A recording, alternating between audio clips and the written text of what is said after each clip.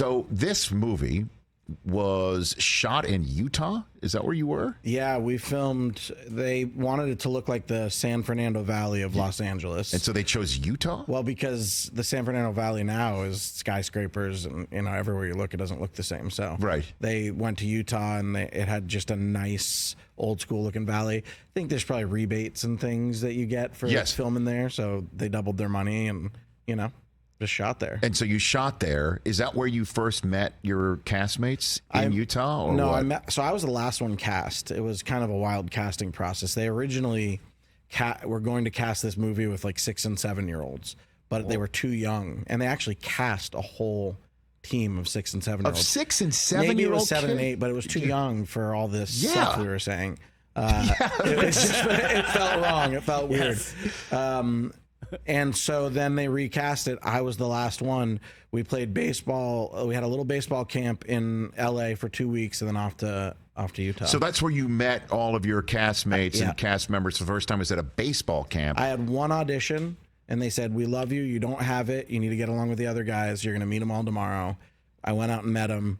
We all got along.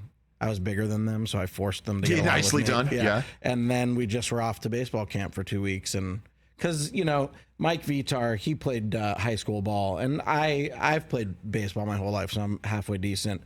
There's a big drop off after me. Let's just say that. No, really? Maybe Brandon holds his own, and then after him, Brandon's the pitcher. Yes. After him, there's a pretty solid drop off. How old were you? I was 13, so I was one of the older ones. A couple of them were 12, 11. Mike was 13 or 14. And then the movie came out. I was 14 and off to just acting. That was my first job. So was there anybody famous or well-known or known at all who was running the baseball camp for you? The guy who plays Squints' grandfather in the flashback was our baseball coach. So he's in the movie. Okay. I don't know. He just Garrett, I think his name was. He was just really good at baseball and been around and, had coached movie people. Because there's a certain, you need to know how to, talk to 12-year-old actors. I bet so. I sometimes like to ask questions I only know the answers to, and I did not know the answer to that question. I was kind of hoping your answer would be, James Earl Jones was out there throwing high heat. He was. I'm sorry. That is the correct answer. Thank you. He was famous for going up and in with his four seam. That's right. What did you know who he was when you? Oh yeah, everyone knew who James Earl, because you got 13, 12, and 11-year-olds. Yeah, we all knew him as Darth Vader. As Darth Vader. Come on. Marty York went up to him. None of us had the guts to. He was there for a day.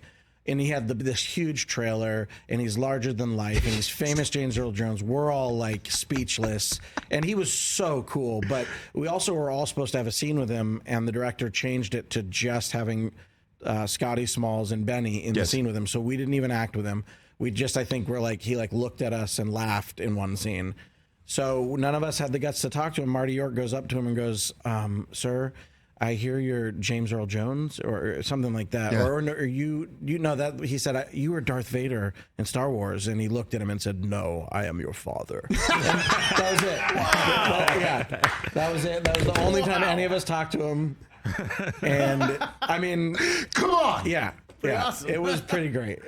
I didn't need to meet him after that. I was like, that's good. It's done. He gave you really what you wanted. He really did. That's a hanging curve. Yeah. Oh, no, I am your father. I'll never forget. I remember that day just seeing him from afar being like, that's James Earl Jones.